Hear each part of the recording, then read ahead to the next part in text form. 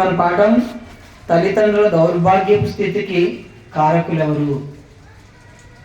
దౌర్భాగ్యపు స్థితి అంటే ఏంటి అని అంటే చెడ్డ స్థితి లేదా మిక్కిలి దురదృష్టకరమైన పరిస్థితి లేదా హీన స్థితి లేదా తినడానికి తిండి, వేసుకోవడానికి బట్టలు, ఉండడానికి సరైన నివాసం లేకుండా ఎవరైతే ఉంటారో వారిని ఏమంటారంటే దీన స్థితిలో ఉన్నారు, దౌర్భాగ్యపు స్థితిలో ఉన్నారు అని చెప్తుంటారండి.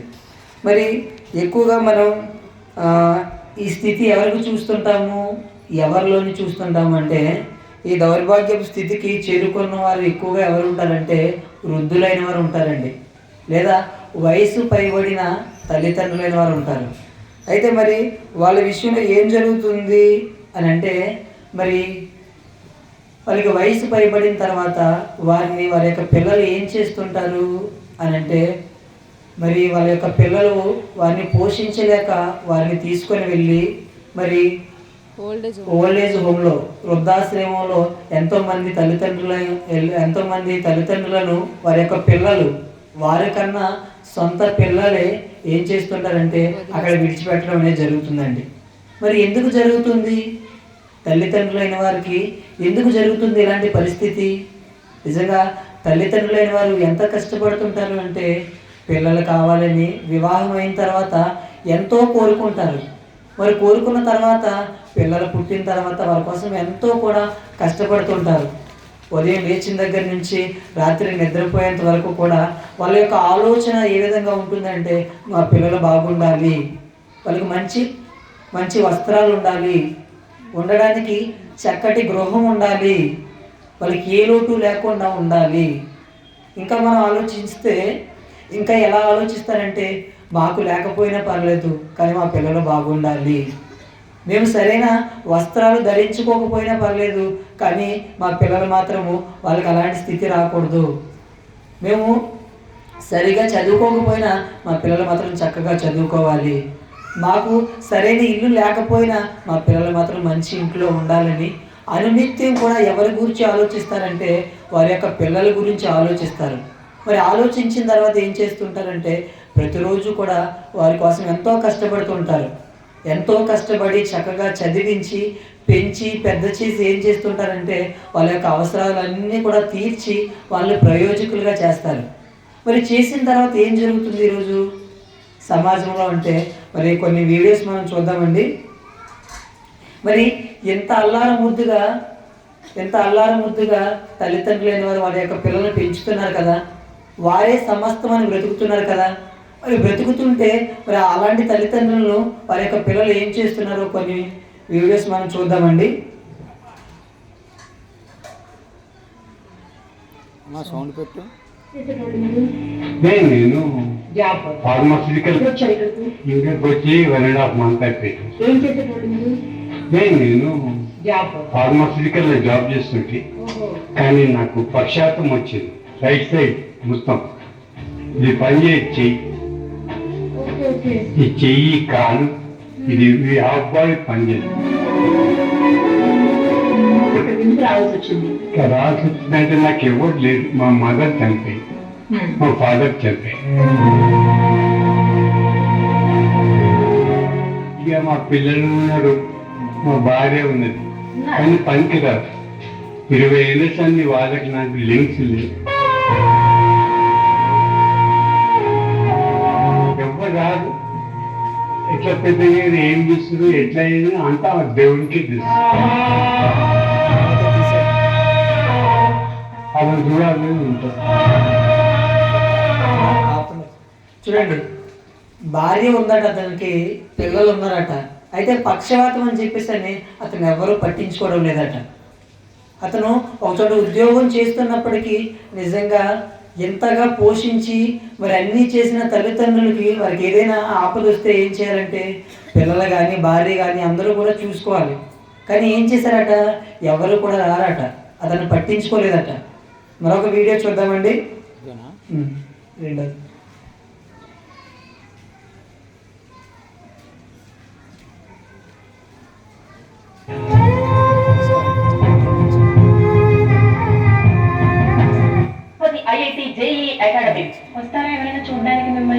ఏం చేస్తాను ఎప్పుడైతే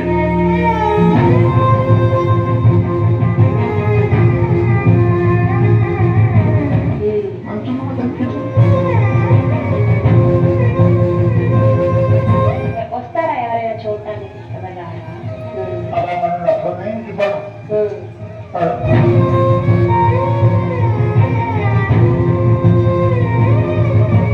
ఇక్కడ ఎందుకు దింపేశారు మిమ్మల్ని? పాతగా జారిపడ్డ తీసుకొచ్చాను.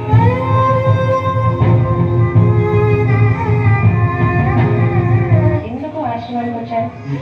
పిల్లలు కాలేదు.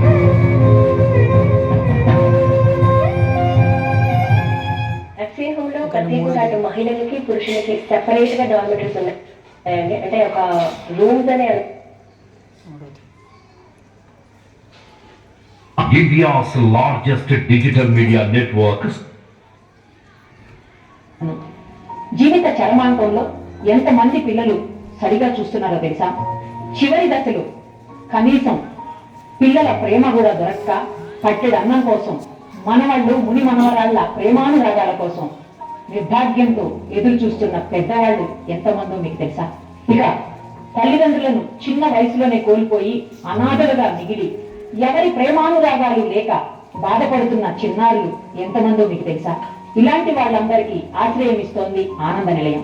సిద్దిపేటకు దగ్గరలో ఉన్నటువంటి ఆనంద నిలయంలో ప్రస్తుతం మనం ఉన్నాం. అక్కడ ఉన్నటువంటి పెద్దవాళ్ళతోటి పిల్లలతోటి అందరితో మాట్లాడదాం. వాళ్ళ సాధక బాధకాలేంటో వాళ్ళ మాటల్లోనే విందాం. మనకు చేతనైన సాయం చేద్దాం.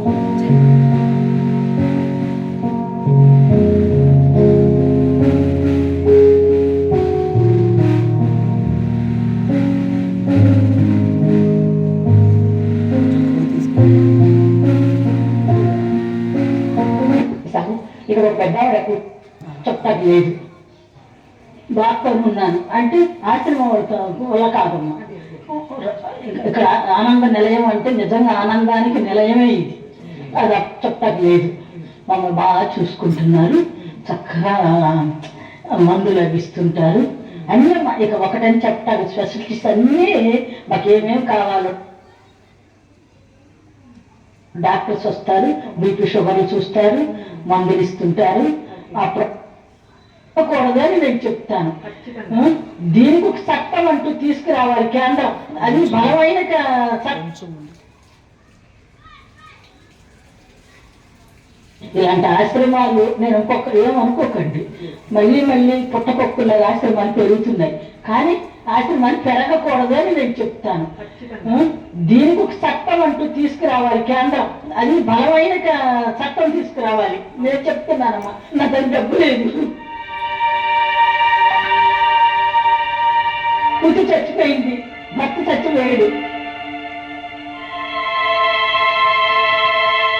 68 సంవత్సరాలు నాకు. నన్ను తోసి ఇక్కడ పారేసిచ్చారు. నాకంటే ఇష్టం లేదు, చెప్తున్నాను కదమ్మా. నాకు ఆశ్రమాలు ఇష్టం లేదు, నాకు రూమ్ చూసి పెట్టేయండి. కానీ నన్ను చాలా బాధలు పెట్టింది మా కోడలు బట్టిగా.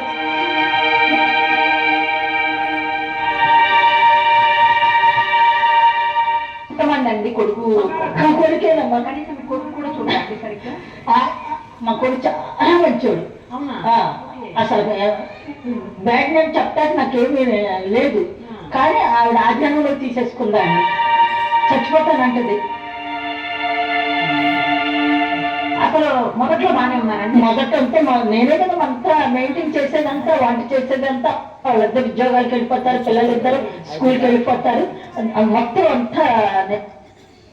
చూడండి, మరి చూసాం కదా, మరి ఎంతోమంది వృద్ధాశ్రమంలో ఉన్న తల్లిదండ్రులైన వారు వారి దగ్గరికి వెళ్ళి మైక్ తీసుకొని వెళ్ళి, అంటే అమ్మ ఎందుకమ్మా మీరు ఇక్కడ ఉన్నారు కదా, మీకు ఎందుకు ఇలాంటి పరిస్థితి పట్టింది అని చెప్పేసి అని అడిగితే వాళ్ళ బాధనంతా కూడా వాళ్ళు వెళ్ళగక్కుతున్నారండి.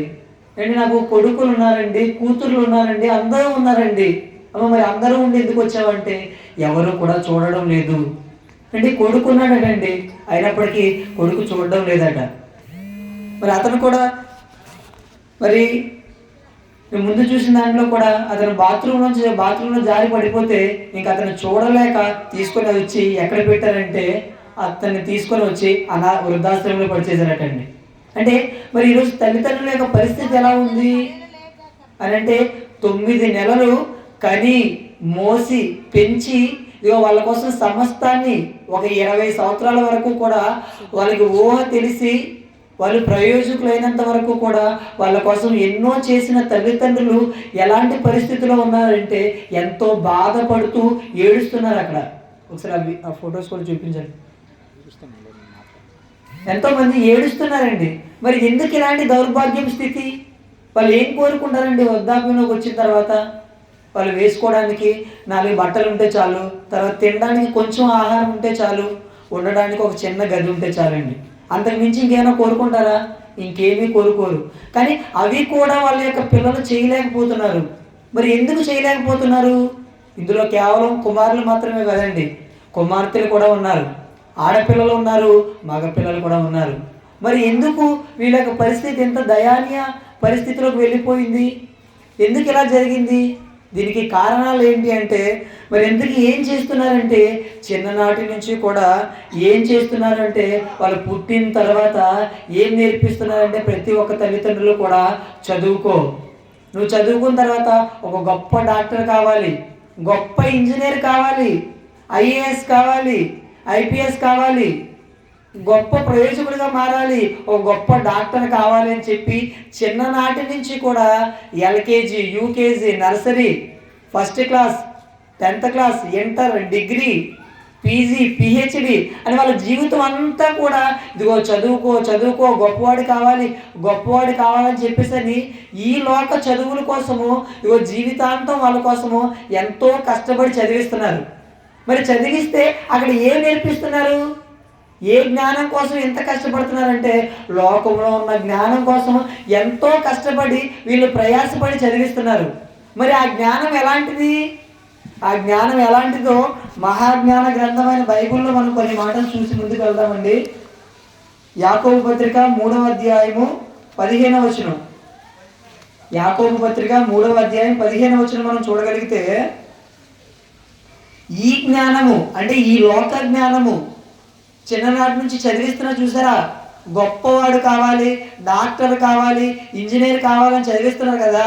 వాళ్ళు ఎలాంటి జ్ఞానం నేర్చుకుంటున్నారంటే, ఈ జ్ఞానము పైనుండి దిగి వచ్చినది కాక భూ సంబంధమైనదియు ప్రకృతి సంబంధమైనదియు దయ్యముల జ్ఞానము వంటిది అయి ఉన్నది.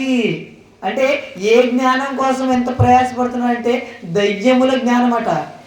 దయ్యముల జ్ఞానం అంటే అది దేవుని జ్ఞానం కాదు. మరి ఈ జ్ఞానం నేర్చుకొని ఏం చేస్తున్నాడంటే, వాడిని స్కూల్కి చదువుకోమని వెళ్తే వాడు ప్రేమ పేరుట ఏం చేస్తున్నాడు అంటే నానా రకాల పనులు చేస్తున్నాడు. స్కూల్కి చదువుకోమని పంపిస్తే వాడు ఏం చేస్తున్నాడంటే అమ్మాయిలపై యాసిడ్ పోస్తున్నాడు. స్కూల్కి చదువుకోమని పంపిస్తే వాడు ఒక రౌడీగా మారుతున్నాడు. స్కూల్కి చదువుకోమని పంపిస్తే వాడు మత్తు పదార్థాలు తీసుకుంటున్నాడు. ఎందుకు అంటే ఇదిగో ఈ జ్ఞానం నేర్చుకొని. అందుకని ఈ జ్ఞానం గురించి దేవుడు ఏం చెప్పారంటే, అపోస్తలుడైన పౌలు గారు కొరింథీయులకు రాసిన మొదటి పత్రిక 1వ అధ్యాయము 20వ వచనం. అపోస్తలుడైన పౌలు గారు కొరింథీయులకు రాసిన మొదటి పత్రిక 1వ అధ్యాయము 20వ వచనం. జ్ఞాని ఏమయ్యను, శాస్త్రి ఏమయ్యను, ఈ లోకపు తర్కవాది ఏమయ్యను, ఈ లోక జ్ఞానమును దేవుడు వెర్రితనముగా చేసి ఉన్నాడు కదా. ఈ లోక జ్ఞానాన్ని దేవుడు ఏ విధంగా చేశాడట? వెర్రి జ్ఞానం అట. అంటే ఈ లోకంలో చదువుకునే చదువులంతా వెర్రా అంటే 100% వెర్రి. ఒకప్పుడు అంటే ఒక మాట చెప్పేవారు ఏంటంటే, విద్య లేనివాడు వింత పశువు. అంటే చదువుకోలేనివాడట ఒక వింత పశువు అట. చదువుకోలేని వారు పశువులతో పోల్చేవారు. కానీ ఈరోజు ఏం జరుగుతుందో తెలుసా? స్కూల్లో కానివ్వండి, కాలేజీలో కానివ్వండి, ఏం జరుగుతుందంటే చదువుకున్న వాళ్ళే పశువుల కంటే దారుణంగా తయారవుతున్నారు. సాటి వ్యక్తులను చంపుతున్నారు. ఒక స్త్రీ కనిపిస్తే మనలాగే చదువుకోవడానికి వచ్చారు, మన అక్క మన చెల్లి అవుతుందని అనుకోకుండా నిర్దాక్షిణ్యంగా ఏం చేస్తున్నారంటే ర్యాగింగ్ చేస్తున్నారు, యాసిడ్ పోస్తున్నారు. మరి ఎందుకు ఇవన్నీ జరుగుతున్నాయంటే ఇది వెర్రి జ్ఞానము, దయ్యముల జ్ఞానము. ఈ జ్ఞానం నేర్చుకొని మరి ఏం జరుగుతుంది అంటే, ఈ జ్ఞానం నేర్చుకోవడం వల్లే వాళ్ళు ఏం చేస్తున్నారంటే తల్లిదండ్రులకు అలాంటి పరిస్థితి పడుతుంది. మరి ఈ జ్ఞానంలో ఎక్కడా లేదా తల్లిదండ్రులు చూసుకోవాలని? తల్లిదండ్రులు వృద్ధాప్యంలోకి వచ్చిన తర్వాత వారిని చిన్నపిల్లలప్పుడు అంటే మనల్ని చిన్నపిల్లలుగా ఉన్నప్పుడు వాళ్ళు ఏ విధంగా చూసుకున్నారో వాళ్ళు కూడా వృద్ధాప్యంలోనికి వెళ్ళిన తర్వాత వారిని కూడా అదే విధంగా చూసుకోవాలని ఈ చదువుల్లో లేవా అంటే ఈ చదువుల్లో ఎక్కడా లేవు. మరి ఏముంది చదువుల్లో అంటే ఈ 60-70 సంవత్సరాల్లో ఏ ఉద్యోగం చేయాలి, ఎలా బ్రతకాలి, ఏ ఉద్యోగం చేసి ఎలా సంపాదించాలి అని ఈ సంపాదన గురించే ఉందో తప్ప తల్లిదండ్రులు ఏ విధంగా చూసుకోవాలి, వారి పట్ల ఏ విధంగా ఉండాలి, వారి వయసు పైబడిన తర్వాత వారితో మనం ఎలా ఉండాలి, వారిని ఎలా చూడాలి అనేది ఈరోజు ఏ పుస్తకాల్లో లేవండి. ఎందుకు మరి ఈరోజు సమాజంలో ఈ వృద్ధాశ్రమాలు పెరుగుతున్నాయట. అంటే పెరుగుతున్నాయంటే అర్థం ఏంటి? చూసుకోలేని పిల్లలైన వారు ఎక్కువైపోతున్నారు. ఎక్కువ మంది చూసుకోవడం లేదు కాబట్టి ఈ వృద్ధాశ్రమాలు అనేవి ఎక్కువగా పెరుగుతున్నాయండి. అయితే ఇది లోక జ్ఞానం. అయితే మరి ఈ లోక జ్ఞానం కాకుండా దేవుని జ్ఞానాన్ని దగ్గరికి వస్తే, దేవుని జ్ఞానం దగ్గరికి మనం ఒకసారి వచ్చామనుకోండి, మరి దేవుని జ్ఞానం ఏం చెబుతుంది? దేవుని జ్ఞానం ఏం చెబుతుందో కొన్ని విలువైన మాటలు చూద్దామండి. ద్వితీయోపదేశ కాండము 6వ అధ్యాయము 6-7 వచనాలు. ద్వితీయోపదేశ కాండము 6వ అధ్యాయము 6-7 వచనాలు మనం చూడగలిగితే, నేడు నేను నీకు ఆజ్ఞాపించి ఈ మాటలు నీ హృదయంలో ఉండవలెను. నీవు నీ కుమారులకు వాటిని అభ్యసింపచేసి నీ ఇంట కూర్చున్నప్పుడును, త్రోవను నడుచునప్పుడును, పండుకొనినప్పుడును, లేచినప్పుడును వాటిని గూర్చి మాట్లాడవలెను. సూచనగా వాటిని నీ చేతికి కట్టుకొనవలెను. చూడండి, నేను ఏదైతే మాటలు చెప్తున్నానో ఆ మాటలు మొదటిగా తల్లిదండ్రులుగా మీ హృదయంలో ఉండాలి. అవి ఏం చేయాలి? నీ కుమారులకు వాటిని అభ్యసింపచేసి, అంటే తండ్రిగా నేను ఏదైతే మాటలు చెప్తున్నానో ఆ మాటలు మొదటిగా తల్లిదండ్రులుగా మీ హృదయంలో ఉండాలి. ఉన్న తర్వాత ఏం చేయాలి అంటే అవి మీ పిల్లలకు నేర్పించాలి. మరి ఎప్పుడు నేర్పించాలంటే అది కూడా దేవుడు చెబుతూ, నీవు నీ ఇంట కూర్చున్నప్పుడు, త్రోవను నడుచున్నప్పుడు, పండుకున్నప్పుడు, లేచినప్పుడు వాటిని గురించి మాట్లాడవలెను. అంటే పిల్లలు ఉదయాన్నే లేస్తారా? దేవుని మాటలు చెప్పండి. పడుకుంటున్నారా? దేవుని మాటలు చెప్పండి. ఎక్కడికైనా వెళ్తున్నారా? దేవుని మాటలు చెప్పండి. ప్రతి చోట కూడా మీరు దేవుని మాటలు చెప్పాలి, దేవుని జ్ఞానాన్ని నేర్పించాలి అని దేవుడు కోరుతున్నారండి.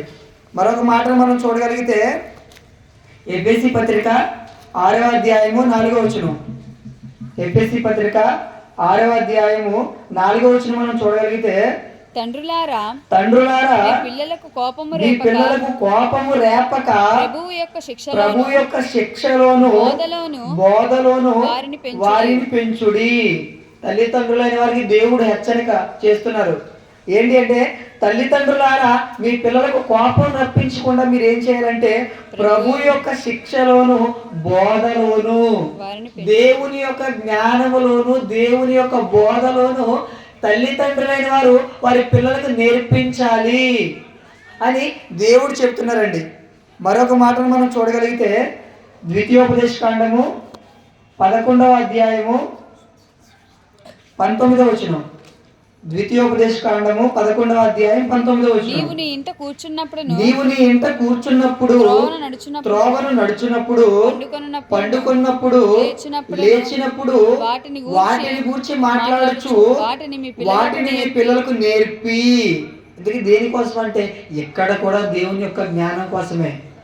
ఇక్కడ కూడా తల్లిదండ్రులకు దేవుడు చెప్తూ, ఇదిగో నువ్వు కూర్చున్నప్పుడు, లేచినప్పుడు ఇదిగో పిల్లలకి ఏం నేర్పించాలంటే నా మాటలు నేర్పించాలి, నా గురించి చెప్పాలి అని దేవుడు కోరుకుంటున్నారండి. మరి దేవుడు కోరుకుంటున్న కోరిక నెరవేరిందా అంటే అస్సలు నెరవేరడం లేదండి. దేవుని కోరిక నెరవేరిందా అంటే దేవుని కోరిక నెరవేరడం లేదు. ఎందుకంటే ఎవరు కూడా చెప్పడం లేదు. మరి అలా చెబితే ఏం జరుగుతుంది? దేవుని జ్ఞానాన్ని గనక మీ పిల్లలకు మీరు నేర్పిస్తే ఏం జరుగుతుందో కొన్ని మాటలు మనం బైబిల్లో చూద్దామండి. నిర్గమాకాండము 20వ అధ్యాయము 12వ వచనం. నిర్గమాకాండము 20వ అధ్యాయం 12వ వచనం మనం చూడగలిగితే, నీ దేవుడైన యెహోవా నీకు అనుగ్రహించు దేశములో నీవు దీర్ఘాయుష్మంతుడగునట్లు నీ తండ్రిని నీ తల్లిని సన్మానించుము. దేవుని జ్ఞానం ఏం చెబుతుంది? మీరు ఏం నేర్పించాలి అంటే దేవుని మాటలు నేర్పిస్తే వాళ్ళు ఎలా తయారవుతారంటే భూమి మీద మీకు ఎక్కువ కాలం బ్రతకాలని అనుకుంటున్నారా? అనుకుంటే పిల్లలకు చెప్తున్నాడు దేవుడు ఏంటి అంటే నీ తల్లిని నీ తండ్రిని సన్మానించుము. అంటే దేవుని జ్ఞానాన్ని గనక మీ పిల్లలకు మీరు నేర్పిస్తే వారు మిమ్మల్ని సన్మానిస్తారు.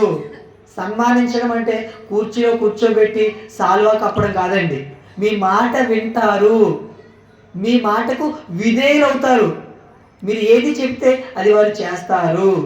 ఇంకా లేవియా కాండము 19వ అధ్యాయము మొదటి వచనం నుంచి చూడగలిగితే మరియు యెహోవా లేవియా కాండము 19వ అధ్యాయము మొదటి నుంచి మనం చూడగలిగితే మరియు యెహోవా మోషేకు ఇలాగ సెలవిచ్చెను, ఇశ్రాయేలీల సర్వ సమాజంతో ఇట్లు చెప్పుము. 3వ వచనం, మీలో ప్రతివాడు తన తల్లికి తన తండ్రికి భయపడవలెను. చూడండి, దేవుని జ్ఞానం ఏం చెబుతుంది అంటే ఇదిగో మోషే నువ్వు చెప్పు. మోషే ఎవరు అంటే ఇశ్రాయేలు నడిపించిన నాయకుడితో చెప్తున్నాడు దేవుడు. మోషే నువ్వు వెళ్ళి చెప్పు వాళ్ళకి, ఏంటి నా మాటలుగా చెప్పు. ఏం చెప్తావంటే ఇదిగో మీ తల్లికి, మీలో ప్రతివాడు తన తల్లికి తన తండ్రికి భయపడాలి. ఇదిగో పిల్లలందరూ కూడా వాళ్ళ తల్లిదండ్రులు అంటే భయపడాలి. నేర్పించి వెళ్ళు, నా మాటలుగా చెప్పు అని దేవుడు చెప్తున్నారండి. మరి దేవుని జ్ఞానం ఎంత చక్కగా ఉందో చూడండి. మరి ఈరోజు పాఠశాలలో ఇదిగో మీ పిల్లలారా మీరు మీ తల్లిదండ్రులకు లోబడండి, వారు చెప్పిన మాట వినండి అని చెప్పే సబ్జెక్ట్ ఎక్కడా లేదా అంటే ఎల్కేజీ నుంచి పిహెచ్డి వరకు కూడా ఉన్న ఏ కోర్సులో కూడా ఇదిగో ఈ సబ్జెక్ట్ లేదు. వాళ్ళకి ఏముంటాయంటే పుస్తకాల్లో సబ్జెక్ట్ ఉంటుంది, ఏదైతే పాఠం ఉంటుందో ఆ పాఠం వాళ్ళు చెప్తారు అంతే. అంటే పుస్తకాల్లో ఉన్న విషయాలు చెప్తారు తప్ప ఈ విషయాలు ఎక్కడా కూడా వ్రాయబడలేదు.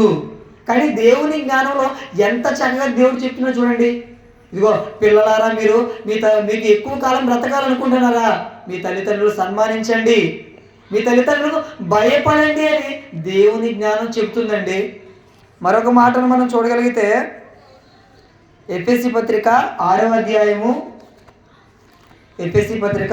అధ్యాయము మొదటి వచనం నుంచి మనం చూడగలిగితే ఎఫెసీ పత్రిక 6వ అధ్యాయం మొదటి వచనం నుంచి పిల్లలారా ప్రభువునందు మీ తల్లిదండ్రులకు విధేయులయుండుడి, ఇది ధర్మమే. నీకు మేలు కలుగునట్లు నీ తండ్రిని తల్లిని సన్మానించుము, అప్పుడు నీవు భూమి మీద దీర్ఘాయుష్మంతుడగుదువు. ఇది వాగ్దానముతో కూడిన ఆజ్ఞల్లో మొదటిది. చూడండి, పిల్లలారా అంటే మీరు పిల్లలకి ఏం నేర్పించాలి అంటే ప్రభువునందు, దేవుడు చెప్తున్నాడు ప్రభువునందు మీ తల్లిదండ్రులకు విధేయులై ఉండండి. విధేయులై అంటే ఇగో తండ్రి ఏది చెప్తే అదే చేయాలి, తల్లి ఏది చెప్తే పిల్లలు అదే చేయాలి. తర్వాత ఈ ధర్మం ఏంటి? తల్లిదండ్రులకు విధేయులై ఉండడం ఏంటంటే ధర్మం. ఈ ధర్మం లోకంలో ఉన్న జ్ఞానంలో ఏదీ లేదు. మీరు కోట్లు పెట్టి చదివించిన ఏ చదువులో కూడా లేదు. ఇది ధర్మం, మీరు ఇలా చేయాలని ఏ చదువులో కూడా లేదు. తర్వాత నీకు మేలు కలగాలి, పిల్లలారా మీకు మేలు కలగాలి, మీరు బాగుండాలని అనుకుంటున్నారా? అయితే ఏం చేయాలంటే నీ తల్లిని నీ తండ్రిని సన్మానించుము, అప్పుడు నువ్వు భూమి మీద దీర్ఘాయుష్మంతుడవుదువు. అంటే నువ్వు ఎక్కువ కాలం బ్రతకాలనుకుంటున్నావా? నీకు మేలు కలగాలనుకుంటున్నావా? నువ్వు బాగుండాలి అనుకుంటున్నావా? అయితే నువ్వేం చేయాలంటే నీ తల్లిదండ్రులకు మాట వినాలి, లోబడాలి, వాళ్ళు ప్రేమగా చూసుకోవాలి అని బైబిల్ చెప్పిందండి. అంటే ఈరోజు ఎందుకు తల్లిదండ్రుల దౌర్భాగ్యపు స్థితికి, ఎందుకు తల్లిదండ్రులు లేని వారికి అంతలాంటి, అక్కడ చూడండి ఆ పోస్టర్లో మీరు చూస్తే ఒక కుమారుడు వృద్ధాప్యంలోకి వచ్చిన అన్న ఫోటోస్ చూపించండి. అక్కడ మీరు పోస్టర్లో చూస్తే పిల్లడికి స్కూల్కి ఒక తండ్రి కుమారుడిని స్కూల్కి పంపిస్తున్నాడు చిన్నప్పుడు. ఆ కుమారుడు పెద్ద అయిన తర్వాత ఏం చేస్తున్నాడంటే ఇదిగో తన తండ్రిని, పెద్దవాడైన వృద్ధుడైన తన తండ్రిని ఓల్డ్ ఏజ్ హోమ్ అంటే వృద్ధాశ్రమానికి తీసుకుని వెళ్తున్నాడు. ఎందుకు వృద్ధాశ్రమానికి తీసుకుని వెళ్తున్నాడో తెలుసా? ఎందుకు తీసుకెళ్తున్నాడంటే వాడిని చిన్నప్పుడు నువ్వు ఈ లోక జ్ఞానానికి, ఈ వెర్రి జ్ఞానం కోసం వాడిని పంపించావు. ఆ పంపించిన జ్ఞానంలోనే తల్లిదండ్రులను ప్రేమగా చూసుకోవాలి, వారికి లోబడాలి, వారికి విధేయులై ఉండాలి, వారికి భయపడాలని చెప్పే జ్ఞానం లేదు. అందుకని వాడు పెద్ద అయిన తర్వాత అదిగో వృద్ధాశ్రమంలోకి తీసుకొని వెళ్తున్నాడు. అదే మీరు చిన్నప్పుడు వాళ్ళు స్కూల్ కంటే ముఖ్యంగా సండే స్కూల్కి పంపించుంటే వాడు అక్కడికి తీసుకొని వెళ్ళడు. ఖచ్చితంగా మీరు దేవుని జ్ఞానాన్ని నేర్పించడానికి చిన్ననాటి నుంచి స్కూల్ కాదు, సండే స్కూల్, దేవుని జ్ఞానం నేర్చుకోవడానికి మీరు దేవుని సన్నిధికి తీసుకొని వస్తే వాడు పెద్ద అయిన తర్వాత ఖచ్చితంగా 100% వృద్ధాశ్రమానికి తీసుకొని వెళ్ళడు. ఎందుకు తీసుకొని వెళ్ళడు అని అంటే ఇదిగో దేవుని జ్ఞానం ఏం చెబుతుంది అంటే వాళ్ళు దేవుని జ్ఞానం నేర్చుకోవడానికి మీరు సండే స్కూల్కి పంపించారనుకోండి, అక్కడ ఏ మాటలు చెప్తారు? కుమారుడా, నువ్వు నీ తల్లిదండ్రులకు భయపడాలి, లోబడాలి, సన్మానించాలి, వాళ్ళు చెప్పిన మాట వినాలి, విధేయుడై నేర్పిస్తారు. కాబట్టి వాళ్ళు ఖచ్చితంగా ఆ మాటల ప్రకారంగా బ్రతుకుతారు. మరి ఎందుకు నిర్దాక్షిణ్యంగా అక్కడికి తీసుకొని వెళ్తున్నారంటే కారణం ఏంటి అని అంటే ఇదే, దేవుని జ్ఞానాన్ని నేర్పించకపోవడం వల్లే ఈరోజు సమాజం ఎలా తయారవుతుందండి. నిజంగా చాలా బాధ కదండి. ఆమె మాట్లాడేటప్పుడు ఆమె ఏడుస్తుంది, నాకు కూతురు లేదండి, ఒక్కడే కొడుకున్నారండి. ఇంకా అదే వీడియో మనం పూర్తిగా చూస్తే టైం లేదని పూర్తిగా చూపించలేదు. ఏమంటుందంటే నేను ఇక్కడ ఉండలేకపోతున్నానండి, నా కొడుకు చెప్పాలి కదా, మా అమ్మ ఒక్కరితే ఉంది ఉండలేదు అని చెప్పేసి చూసుకోవాలి కదా అని ఆమె కన్నీరు పెడుతుందండి. అంటే ఎందుకు ఈ కన్నీరు అని అంటే ఇదిగో మీరు చేసిందే ఇదిగో మీ నెత్తి మీదకి వస్తుంది. బైబిల్లో రాయబడిన మాట ఏంటంటే మనుషుల మోసపోకుడి, నువ్వు ఏమి విత్తుతావో అదే పంట కోస్తావు. అంటే నువ్వు ఏదైతే చేస్తావో అదే తిరిగి వస్తుంది. లోక జ్ఞానం కోసం పంపించావు కదా, అందుకనే నీకు అలాంటి పరిస్థితి పట్టింది. ఆ దౌర్భాగ్యపు స్థితి రావడానికి కారణం ఏంటంటే నువ్వే. తల్లిదండ్రుల దౌర్భాగ్యపు స్థితికి కారకులు ఎవరంటే ఎవరో కాదండి, తల్లిదండ్రులే. మీరు చిన్ననాటి నుంచి మీ పిల్లలకు నేర్పించవలసింది ఏంటి అంటే దేవుని జ్ఞానం, దేవుని యొక్క భయభక్తులు కలిగి వారి చిన్ననాటి నుంచి బ్రతికేటట్లుగా మీరు చేయకపోవడం వల్లే పెద్ద అయిన తర్వాత మీకు ఇలాంటి పరిస్థితి పడుతుంది. అంటే పెద్దలు ఒక మాట చెప్తారండి, ఏం చెప్తారంటే చేతులు కాలిన తర్వాత ఆకులు పట్టుకుంటే ఏం ప్రయోజనం అంటారు. అంటే చేతులు కాలిన తర్వాత ఏదైనా ఒకటి దించుతున్నాను అనుకోండి, పొయ్యి మీద నుంచి ఏదైనా దించుతున్నాను అనుకోండి, ఆ దించేటప్పుడు ఏం చేయాలి? ఆకులు కానివ్వండి లేదంటే ఒక గుడ్డ కానీ పట్టుకొని దించాలి. అది అలా కాకుండా డైరెక్ట్గా దించేసారనుకోండి, దించిన తర్వాత చేతులు కాలిపోయి అనుకోండి, అప్పుడు పట్టుకుంటే అప్పుడు ఆకులు పట్టుకున్నా గుడ్డ పట్టుకున్న ఏం ప్రయోజనం ఉంటుంది? ఏది ఉండదు. అలాగే చిన్ననాటి నుంచి వాళ్ళు దేవుని జ్ఞానంలో పెంచవలసిన సమయంలో మీరు దేవుని జ్ఞానంలో పెంచకుండా, దేవుని వాక్యం దగ్గరికి పంపించకుండా తర్వాత పెద్ద అయిన తర్వాత బాధపడితే ఏ సుఖం ఉంటుందండి? ఏ సుఖం కూడా ఉండదు. మరొక మంచి మాటను చూద్దామండి. సామెతల గ్రంథము 23వ అధ్యాయము 22వ వచనం. సామెతల గ్రంథము 23వ అధ్యాయము 22వ వచనం మనం చూడగలిగితే, నిన్ను కనిన నీ తండ్రి ఉపదేశమును అంగీకరించుము, నీ తల్లి ముదిమి యందు ఆమెను నిర్లక్ష్యం చేయకుము. నిజంగా చూడండి, దేవుని జ్ఞానం ఎంత చక్కగా చెప్తుందంటే వాళ్ళు వయసులో ఉండి వాళ్ళు పని చేసుకోగలుగుతున్నారంటే ఎవరి మీద ఆధారపడరండి. ఎప్పుడు ఆధారపడతారంటే ఎప్పుడైతే వయసు ఇంకా పైబడుతుందో వాళ్ళు ఏ పని చేసుకోలేరు, సరిగా నడవలేరు. అలాంటి సమయంలో ఏం చేయాలి అంటే ఇదిగో కుమారుడికి చెప్తూ నిన్ను కనిన నీ తండ్రి ఉపదేశమును అంగీకరించుము. నీ తండ్రి ఏదైతే చెప్తున్నాడో ఆ మాట విను. నీ తల్లి ముదిమి యందు అంటే నీ తల్లిదండ్రులు ముదిమి అంటే వృద్ధాప్యములో, మీ తల్లిదండ్రులైన వారు వృద్ధులైనప్పుడు ముసలివారైనప్పుడు నువ్వేం చేయాలంటే వాళ్ళని నిర్లక్ష్యం చెయ్యవద్దు. అంటే పట్టించుకోకుండా ఉండవద్దు, పట్టించుకో. వాళ్ళకి ఏం కావాలి, ఆహారం కావాలా, బట్టలు కావాలా, ఏం కావాలో అవన్నీ కూడా వాళ్ళకి ఇవ్వు. నిజంగా ఆ వయసులో వాళ్ళు ఏం కోరుకుంటారండి? మన వీడియోలో స్టార్టింగ్ చూసాం, ఏంటంటే వాళ్ళు ఆ వయసులో ఏం కోరుకుంటారంటే ఇగో తన ముందు ఇగో తన పిల్లల వద్ద తన మనవాళ్ళు ఉంటే మనవాళ్ళ దగ్గర, మనవరాలు ఉంటే మనవరాల దగ్గర, వీళ్ళతో పాటు వాళ్ళు ఉన్న కొంతకాలం ఏంటి వృద్ధాప్యంలోకి వచ్చిన తర్వాత 50 సంవత్సరాలు 60 సంవత్సరాలు బ్రతుకుతారా? ఒక 5 సంవత్సరాలు 10 సంవత్సరాలు ఒక 15 సంవత్సరాలు బ్రతుకుతారు. ఆ బ్రతికే కాలంలో తన కళ్ళ ముందు తన పిల్లలు, తన పిల్లలు, తన మనవాళ్ళు, ముని మనవాళ్ళు ఎవరైనా ఉంటే వాళ్ళందరినీ చూసుకొని బ్రతికారు అనుకుంటారండి. కానీ అది కూడా లేకుండా నిర్దాక్షిణ్యంగా వాళ్ళని తీసుకొని వెళ్ళి ఆ వృద్ధాశ్రయంలో వేస్తున్నారంటే నిజంగా ఎలాంటి పరిస్థితి అండి? నిజంగా ఆ వీడియోస్ అన్నీ మనం చూసామనుకోండి మనకే బాధ అనిపిస్తుంది. మరి ఎందుకు ఈ బాధ? ఈ బాధకి కారణం ఏంటి అంటే ఇదిగో తల్లిదండ్రుల దౌర్భాగ్యపు స్థితికి ఎవరో కారణం కాదు. ఎవరో తప్పు చేస్తే అలాంటి పరిస్థితి రాలేదు, వారు చేసిన తప్పే. నీవు చేసిందే నీ నెత్తి మీదకి వస్తుందని దేవుడు బైబిల్లో రాయించారు. అంటే నువ్వు ఏది చేసావు? చిన్నప్పుడు నాన్న చదువుకో, డాక్టర్, ఇంజనీర్, ఐఏఎస్, ఐపీఎస్ అన్నావు, చక్కగా చదువుకున్నారు, చదువుకొని నేను మెడపెట్టి బయటికి తోస్తారు.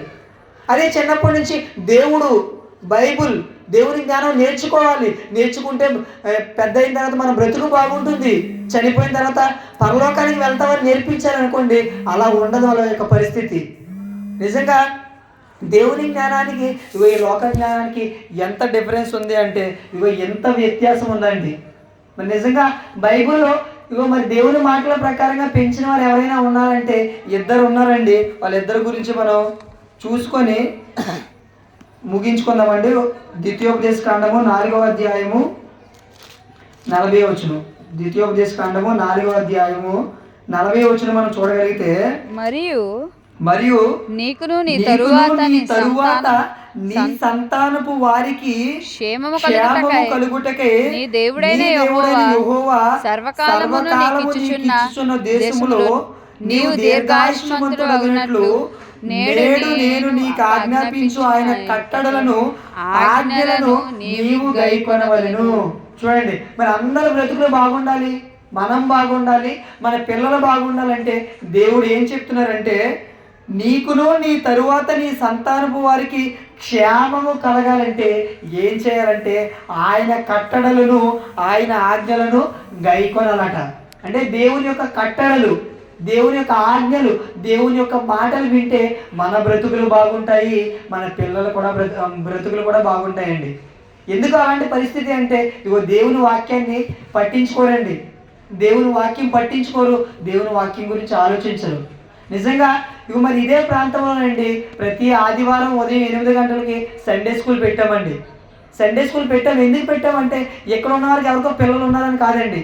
వేరే అన్నయ్య గారికి కానివ్వండి, వాళ్ళ యొక్క అన్నయ్య గారికి కానివ్వండి, వాళ్ళ పిల్లల కోసం కాదు సండే స్కూల్ పెట్టింది. ప్రతి ఒక్క తల్లిదండ్రులు కూడా వాళ్ళ పిల్లలకు వాక్యం నేర్పించాలి. మీరు ఎలాగ నేర్పించడానికి అవ్వట్లేదు, మీరు నేర్పించట్లేదు, మేమైనా నేర్పిస్తాము అని చెప్పేసి ఇక్కడ సండే స్కూల్ పెట్టడం జరిగిందండి. దాని ద్వారా ఏంటి అంటే ఇగో దేవుని జ్ఞానాన్ని కొంతైనా నేర్పిస్తే వాళ్ళు పెద్ద అయిన తర్వాత బాగుంటారు. బైబిల్లో రాయబడిన మాట అండి, బాలుడు నడవలసిన త్రోవను వాడికి నేర్పుము, వాడు పెద్దవాడైనప్పుడు వాటి నుంచి తప్పిపోడు. అంటే చిన్ననాటి నుంచి దేవుని జ్ఞానాన్ని నేర్పిస్తే వాడు పెద్ద అయిన తర్వాత వాడి బ్రతుకు బాగుంటుంది. వాడి ద్వారా వాళ్ళ కుటుంబాన్ని ఎవరైతే నేర్చుకుంటారో వాళ్ళ కుటుంబాన్ని నిలబెట్టుకుంటాడు, అనేక కుటుంబాలను నిలబెట్టడానికి కూడా అవకాశం ఉంటుంది చిన్ననాటి నుంచి నేర్పిస్తే. అందుకనే సండే స్కూల్ పెట్టడం జరిగిందండి. మరి మీ పిల్లలు, మీ మనవాళ్ళు ఎవరైనా ఉంటే వారిని కూడా తీసుకొని వచ్చి ఈ దేవుని జ్ఞానాన్ని నేర్చుకోవడానికి మీరు ప్రయత్నం చేయండి. మరి ఈ దేవుని జ్ఞానాన్ని నేర్పించిన 2 గురించి చూద్దామండి. సామెతల గ్రంథము 31వ అధ్యాయము 1వ వచనం నుంచి మనం చూడగలిగితే, సామెతల గ్రంథము 31వ అధ్యాయం 1వ వచనం నుంచి, రాజైన లెమూయేలు మాటలు అతని తల్లి అతనికి ఉపదేశించిన దేవోక్తి, నా కుమారుడా నేనేమందును, నేను కన్న కుమారుడా నేనేమందును, నా మొక్కులు ముక్కి కనిన కుమారుడా నేనేమందును, నీ బలమును స్త్రీలకి ఇయ్యకుము, రాజులను నశింపజేయు స్త్రీలతో సహవాసం చేయకుము. అంటే ఇక్కడ ఒక తల్లి తన కుమారుడికి నేర్పిస్తుంది, నా కుమారుడా నేను చెప్పే మాట విను, ఇగో నేను చెప్పిన మాటల ప్రకారంగా నువ్వు పాటించు అని ఒక తల్లి బోధిస్తుందండి. మరి ఈరోజు కూడా ఎంతోమంది దేవుని వాక్యం వినడానికి వచ్చారు తల్లులు. మరి మీరు కూడా మీ పిల్లలకి వాక్యాన్ని నేర్పించాలి. మరొక మాటను మనం చూద్దామండి. ఆదికాండము 18వ అధ్యాయము 19వ వచనం. ఆదికాండము 18వ అధ్యాయము 19వ వచనం మనం చూడగలిగితే, ఎట్లనగా ఆది కాండము 18వ అధ్యాయం 19వ వచనం మనం చూడగలిగితే, ఎట్లనగా యెహోవా అబ్రహామును గూర్చి చెప్పినది అతనికి కలిగజేయనట్లు తన తరువాత తన పిల్లలను తన ఇంటి వారును నీతి న్యాయములు జరిగించుచు యెహోవా మార్గమును గైకొనుటకు అతడు వారికి ఆజ్ఞాపించినట్లు నేనతన్ని ఎరిగి ఉన్నాను. మరి ఎవరి గురించి అండి సందర్భం అంటే అబ్రహాము గారి గురించి అండి. అబ్రహాము గారు ఏం చేశారట? దేవుడు ఏదైతే నీతి న్యాయములు చెప్పారో ఆ చెప్పిన తన యొక్క పిల్లలు కూడా నేర్పించారటండి. నిజంగా మరి నేర్పించడం ద్వారా ఇస్సాకు ఎలా మారారంటే, ఇస్సాకు ఒక భక్తుడు, అబ్రహాం ఒక భక్తుడు, ఆయన గర్భాన్ని పుట్టిన ఇస్సాకు ఒక భక్తుడు, ఇస్సాకు గర్భాన్ని వచ్చిన యాకోబు ఒక భక్తుడు. నిజంగా ఒక తండ్రి తన పిల్లలకు నేర్పించడం ద్వారా వాళ్ళ యొక్క పిల్లలంతా కూడా ఏమయ్యారంటే భక్తులుగా మారారండి. నిజంగా వాళ్ళకి దేవుడు ఒక దేశాన్ని ఇచ్చాడండి. ఒక దేశాన్ని అబ్రహాం గారికి దేవుడు ఇస్తే ఆ దేశం మొత్తం నాదే అని చెప్పేసి అని ఆక్రమించకుండా అబ్రహాం గారు ఏం చేశారు తెలుసా? గుడారాలు వేసుకొని ఉన్నారండి. గుడారాలు వేసుకొని ఉన్నాడు. తన కుమారులకు కూడా అదే నేర్పిస్తే తన కుమారులైన ఇస్సాకు, తన మనవడైన యాకోబు వీరు కూడా గుడారాలు వేసుకున్నారండి. నిజంగా ఒక దేశం అంటే చిన్నది కాదండి. మన దేశం చూడండి ఎంతో పెద్దది. ఇలాంటిది ఒక దేశాన్నే దేవుడు ఇస్తే వాళ్ళు దేశం మాకొద్దు, గుడారం కావాలని చెప్పేసి గుడారాల్లో ఉన్నారు. ఎందుకు గుడారాల్లో ఉన్నారంటే ఈ లోకం శాశ్వతం కాదు, ఏదో ఒక రోజు కన్ను మూసి వెళ్ళిపోవాలని దేవుని మాటలు అబ్రహాం గారు బోధించారు కాబట్టి వాళ్ళు కూడా అదే మాట ప్రకారంగా బ్రతికారండి. మరి ఈరోజు కూడా మీరేం చేస్తున్నారు ఆలోచించాలండి. మరి తల్లిదండ్రులైన వారికి ఇగో వృద్ధాప్యంలోకి వచ్చిన తర్వాత అలాంటి దౌర్భాగ్యపు స్థితి రాకుండా ఉండాలంటే ప్రతి ఒక్క తల్లిదండ్రులు కూడా చిన్ననాటి నుంచి దేవుని జ్ఞానాన్ని నేర్పించాలి. సండే స్కూల్కి పంపిస్తారా? పంపించండి. దేవుని మాటలు వినడానికి ప్రతి మంగళవారం ఇక్కడికి పంపిస్తారా? పంపించండి. ఇంకెక్కడైనా దేవుని మాటలు చెబుతున్నారా? పంపించండి. లేదంటే మీరు ఇంటి దగ్గర నేర్పిస్తారా? మీరు కూడా నేర్పించండి. అలా నేర్పించిన తర్వాత పెద్దవారైన తర్వాత ఖచ్చితంగా వారు తప్పిపోరు, వారి బ్రతుకులన్నీ కూడా బాగుంటాయి. మరి అవన్నీ నేర్పించలేదనుకోండి ఏం జరుగుతుంది అంటే మనం చూసాం కదా, మీరు స్కూల్కి తీసుకొని వెళ్తే వాళ్ళు మిమ్మల్ని ఓల్డ్ ఏజ్ హోమ్ తీసుకొని వెళ్తారు. ఇందులో ఏ మార్పు ఉండదు. నిజంగా మనమంతా కూడా ఏం చేయాలంటే ఇదిగో తల్లిదండ్రులైన వృద్ధాప్యంలోకి వచ్చిన తర్వాత బాధ అనుభవించకుండా వాళ్ళ బ్రతుకులు బాగుండాలి, పెద్దవారైన వాళ్ళ బ్రతుకులు, తల్లిదండ్రుల బ్రతుకులు బాగుండాలి, వాళ్ళ గర్భాన్ని పుట్టిన పిల్లల బ్రతుకులు కూడా బాగుండాలని ఎన్నో హెచ్చరిక మాటలు, ఎన్నో ప్రేమపూర్వకమైన మాటలు తన గ్రంథమైన 66 పుస్తకాల్లో రాయించారండి. మరి ఈ మాటలు విన్న మనమంతా కూడా ఇగో దేవుని జ్ఞానాన్ని నేర్పించడానికి మనం ప్రయత్నం చెయ్యాలి. ఇన్ని మాటలు విన్న తర్వాత కూడా ఇగో మీరు కనుక మనం కనుక చెయ్యకపోతే మనం వెళ్ళేది కూడా అక్కడికే. అందులో ఏ మాత్రం డౌట్ లేదు. కళ్ళు మూసుకోండి, ప్రార్థన చేసుకుందాం.